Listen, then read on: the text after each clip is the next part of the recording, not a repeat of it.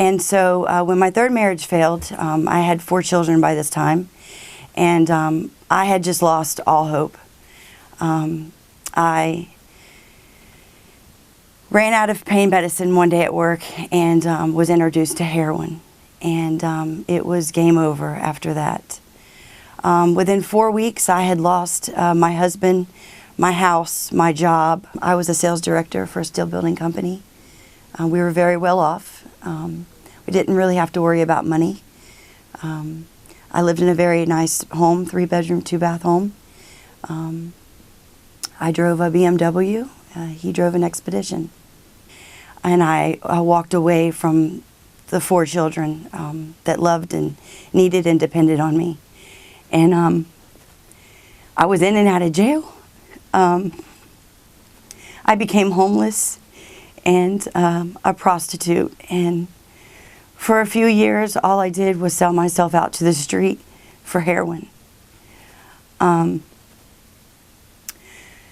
evening in November, I was prostituting, and I had dealt with a few of these men, a couple of these men before, and they picked me up, and there was 3 men, and they drove me out into a sugarcane field, and they beat me up, they raped me, and they decided that they were going to get rid of me, and so they were arguing about how they were going to do it, and they had me at gunpoint, and next thing I knew, they were pouring gasoline over me and telling me that I was going to burn to death.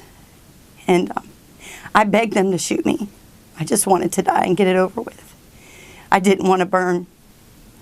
And all of a sudden, it got silent.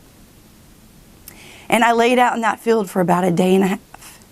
And a man on a tractor came up.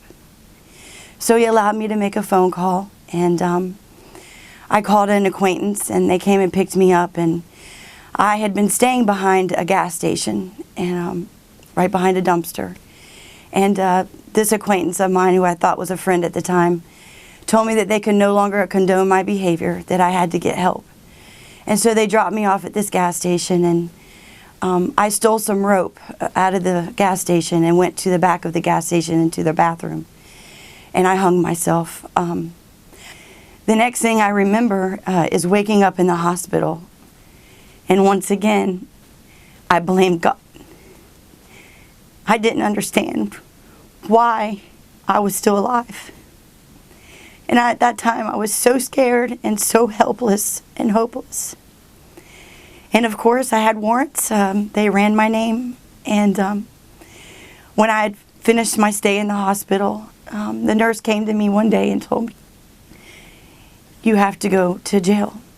I'm hearing voices." And so I start beating on the glass door, and one of the deputies comes over. I'll never forget this. And she says, "What is it, Suarez?" And I said, "I'm hearing voices. I'm going absolutely crazy, and I need to speak to a doctor. Please help me." And she said, "What is it that you're hearing?" And I said, "These aren't the plans that I had for you." And she opens up that jail cell door, and she says, "You look at me." And she points her finger in my face, and she says, "That's God's voice you're hearing. And what I want you to do is I want you to reach out to the first person that comes to mind." Now, mind you, I have not spoken to my family in years. It's been 6 years since I had spoken to my father. But the first person that came to my mind was my mom. She never accepted my call from jail. But I reached out to her, and I called her collect. And she answered the phone. And the first words that she said to me was, "God told me last night you were ready." And I had to finish my jail sentence. And there was a decision at the end of that. I could either go back to the streets and continue to do what I was doing, or I could come to Women at the Well. I was up in a prayer closet one day, and I said, "God, if you are who you say you are, you're going to have to show me a miracle." And as I got up off my knees, I looked down, and there was a Kleenex box. And on the Kleenex box, it said, "Expect a miracle." And just ever since that day, God has just shown up and showed out. He has restored my family. My father, who I had not spoken to or seen in 6 years, I got to go spend my 3-day pass with him. My mom is so proud of me. She tells me that she sees Jesus in me. I have communication with my kids. I graduate on Father's Day weekend. And this is the best gift that I could give my family. This is the best gift that I could give my dad. And most importantly, my Father in heaven is proud of me. And to be able to celebrate that on Father's Day weekend is very special to me. How great the love of Jesus Christ.